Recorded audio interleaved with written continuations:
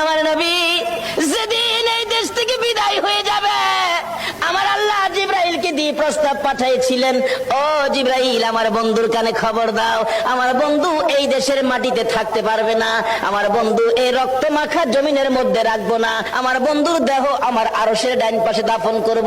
জিবরাইল খবর নিয়ে ডাকতেছেন, হুজুর আল্লাহর সালাম গ্রহণ করুন। আমি জিবরাইলের সালাম গ্রহণ করুন।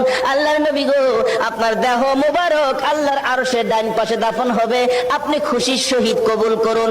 আমার নবী কোনো কথা কয় না, দুইটা চোখের পানি ঝরঝর করে ছাড়তেছে। জিবরাইল বলেন, ইয়া রাসূলুল্লাহ, এত সুন্দর প্রস্তাব নিয়ে আসলাম, কোনো কথা কন না, খালি কাঁদেন কেন জানতে চাই। আমার নবী বলেন, জিবরাইল রে, তোমার জন্য খুশির খবর হতে পারে, আমি খুশি হতে পারলাম না। কেন পারলেন না?